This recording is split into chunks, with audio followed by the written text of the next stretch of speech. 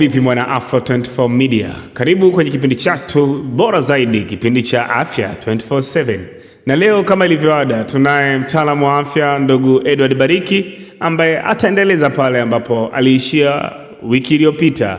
Kama kawaida ilivyoada, uko nami Fadhili Mchongoma ambaye ndio atakuwa mtangazaji kwenye siku ya leo. Tutaendelea na kuongea mengi sana kile ambacho bwana Edward Bariki amekuja nacho. Bwana Edo, mambo vipi? Asante salama. Karibu sana mara nyingine tena. Asante sana. Kama mama, ninajali afya za wapendwa wangu na hakikisha ninapopika chakula hapa nyumbani kwangu natumia mafuta bora ya Mila Sunflower Oil. Mafuta haya husaidia afya ya moyo, yana vitamin E, yanafaa kwa kupikia na kukaanga, lakini pia hayana cholesterol. Mafuta haya yanapatikana Sinza Mori, ofisi za Lulu's Luxury na Ununio, mtaa wa Kilimo Kwanza. Kwa mawasiliano zaidi na huduma ya Delivered unaweza kuwapata kwa namba 0674926800. Unaweza pia kuwafollow Instagram @Mila Sunflower Oil. Mila Sunflower Oil, cook with the best. Asante sana Afro 24 Media. Nimefurahi sana kuwa kwenye studio zenu. Kwa kweli naona mambo ni mazuri na watu wengi sana wamenipigia simu kwa ajili ya kuulizia huduma mbalimbali. Of course, na ukizungumzia kuhusiana na swala la simu, juzi nilipokea message DM na shabiki mmoja kutoka Dodoma aliomba kupata mwendelezo wa kipindi chetu cha masuala ya afya hususan ya uzazi wa kina mama.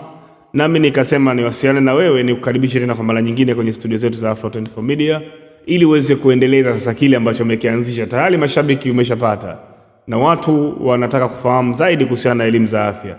Leo umetujia na kitu gani bwana Edward? Kwa kweli leo nimekuja na mengi, lakini kikubwa sana leo nataka niongelee changamoto za wanawake. Okay. Kwa sababu kipindi kilichopita tuliongelea mambo ya wanawake na leo nataka niendelee pale pale ambapo tuliishia pale mwanzo. Okay. Leo nakuja kuongelea changamoto za wanawake ambao unakuta mwanamke anatoka na damu ile hasa wakati wa ujauzito. Kama tunavyojua mwanamke akishabeba ujauzito mara nyingi huwa hapati hedhi. Sasa inaweza kutokea changamoto, unakuta mwanamke ni mjamzito aidha katika hali ya mwanzo ya ujauzito au hata miezi 3, 4 au hata 5, lakini anajisikia au anaona anatoka na damu wakati wa ujauzito. Damu zile zinatoka kwenye sehemu yake ya uzazi, yani ukeni. Okay. Ni hatari kabisa, ni jambo ambalo linawaathiri na kabisa linaweza ikamsababishia mwanamke yule akapata changamoto nyingi sana, hata kifo. Hapo daktari, mtaalamu wa afya, tatizo hili linasababishwa na nini hasa? Swali zuri sana. Changamoto ya mwanamke kutokwa na damu wakati wa ujauzito inaweza ikasababishwa na vitu vingi sana. Lakini sababu kuu ni kama 3 au 4. Sababu ya kwanza tunasema ni sababu ya mimba inakuwa inajishikiza, tunasema implantation period. Okay. Kama unavyojua kwamba urutubishwaji wa yai hufanyika kwenye eneo moja, tunasema ni fallopian tube, yani kwenye mirija ya fallopian. Na baada ya urutubishwaji tu maana yake tunasema lile yai linashuka mpaka kwenye mfuko wa uzazi, yani uterus, kwa ajili ya kujipandikiza au upandikizwaji wa mimba unatokea pale. Sasa kipindi kile cha upandikizwaji kinaweza kikaathiri sana mazingira ya uterus, tunasema weakening of the uterus wall. Tuambie labda changamoto hii ambayo umeelezea inasababishwa na nini? Tatizo hili husababishwa na vitu vingi sana. Zipo sababu nyingi sana ambazo zinaweza zikapelekea mwanamke akawa anatoka na damu sehemu zake za siri au ukeni wakati akiwa ni mjamzito. Na leo nitaongelea sababu kuu chache tu kama 4 au 3. Sababu ya kwanza tunasema ni wakati ambapo ile mimba inakuwa inajishikiza kwenye mji wake wa mimba. Ya tunasema during implantation period. Kama unavyojua mwanamke anapoconceive au yai la mwanamke linaporutubishwa na mbegu ya kiume, urutubishwaji hutokea kwenye eneo la fallopian tube, yani kwenye fallopian tube, kwenye mirija ya fallopian.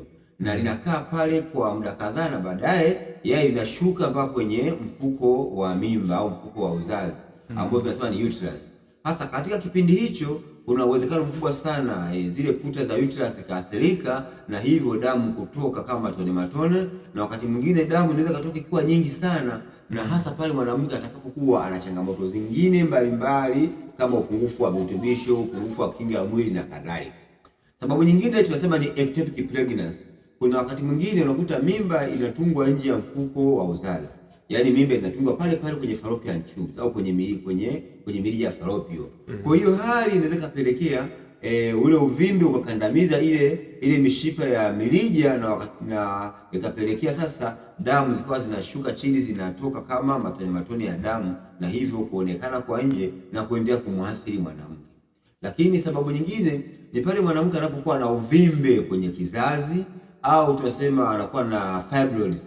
Sasa uvimbe huu pia unaweza kumuathiri mwanamke na hivyo ukasababisha kuta za uterus zikaathirika, na hivyo damu ikawa inatoka chini inachuruzika kama matone. Wakati mwingine damu inatoka kama vile imegandaganda fulani, na pia humuongezea maumivu makali sana pia mwanamke huyo. Lakini sababu nyingine pia kuu ni pale ambapo unakuta mwanamke anakuwa na maambukizi mbalimbali, maambukizi katika via uzazi. Na sababu kabisa nyingine na mwisho kwa wakati huu ni pale mwanamke ambapo anakuta labda wakati mwingine anapata mimba, lakini mimba inakuwa inaathirika. Wakati mwingine mimba, kuna mazingira fulani hivi mwanamke anaweza kupata mimba, lakini ile mimba ikawa ikajishikiza vibaya au ikawa ina ukuaji hafifu, pengine ikaandago abnormal growth, na mwisho wa siku ikaathiri kuta za uterus, na mwisho wa siku damu ikatoka chini ikawa inatulizika. Kwa hiyo ndio sababu kuu ambazo zinapelekea, japokuwa zipo sababu nyingi sana ambazo zinaweza zikapelekea changamoto hii. Na kumbuka kwamba mambo haya yote hutokea kwa sababu nyingi pia, yaani vipo vitu ambavyo vinaweza vikasababisha hayo mambo yatokee. Kwa mfano, kama mwanamke tunasema too much intake of chemicals, yaani unakuta mwanamke anakuwa ana makemikali mengi tumboni, aidha kupitia vyakula au wakati mwingine vinywaji, au wakati mwingine mwanamke ametumia madawa mbalimbali, au mwanamke ashakutoa mimba. Kuna mwanamke ambaye ametoa mimba mara moja, mara mbili, hata mara tatu. Na wewe mwanamke unaonisikiliza sasa hivi, kama umewahi kutoa mimba au kama umetoa mimba siku hizi za karibuni, nitafute ili uweze kupata ushauri na kuondoka changamoto kama hizi. Kuna wale wanawake ambao wanatumia vidonge au vipandikizi, wanawake wanatumia P2, wanawake wanatumia vidonge vya majira, unakuta mwanamke pia ameshatumia hivi vijiti. Kwa hiyo sababu zipo nyingi sana, au ngono zembe, unakuta na mambo mengi sana. Upungufu wa virutubisho pia ni vitu ambavyo vinaweza vikapelekea kupunguza kinga ya mwili, lakini pia kumpelekea infections mwanamke na kumletea changamoto nyingi sana kama hizo ambazo nimezitaja. Okay, sasa kwa utaalamu wako unahisi kuna dawa ambazo zinaweza zikatibu hii changamoto? Of course, japokuwa wanawake wengi wameathirika na watu wengi walikuwa wameenda hospitalini kupata dawa, lakini baadaye shida inarudia.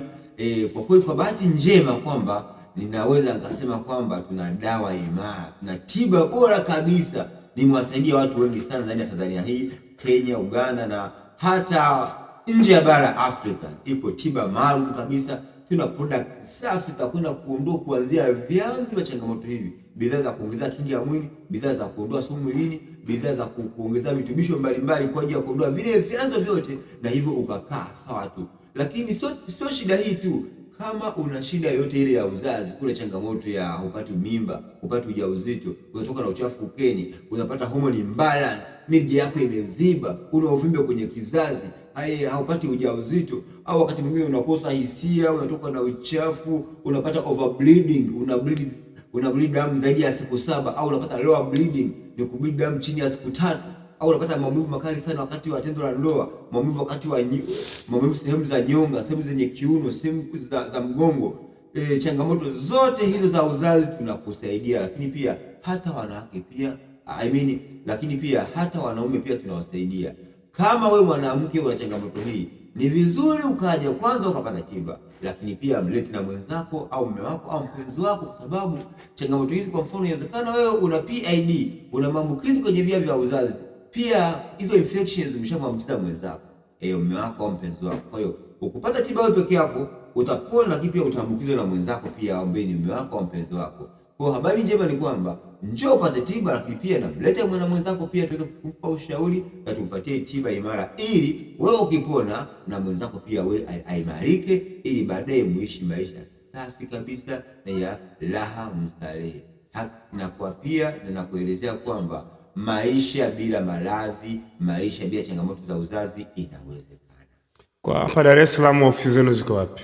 Kwa Dar es Salaam tuko Mwenge stendi mpya. Dar es Salaam mzima tunapatikana pale Mwenge, ndo makao makuu, lakini pia tunapatikana Tanzania nzima, sio Tanzania nzima, lakini baadhi ya mikoa Tanzania tupo Mwanza, lakini pia tuko Arusha, tuko Mbeya, tupo Kagera na tuko sehemu mbalimbali. Kwa hiyo unaweza ukapiga simu ambayo ni 0756 40 39 81, 0756 40 39 81. Lakini pia unaweza ukatufollow kwenye peji zetu za Instagram, Facebook na YouTube.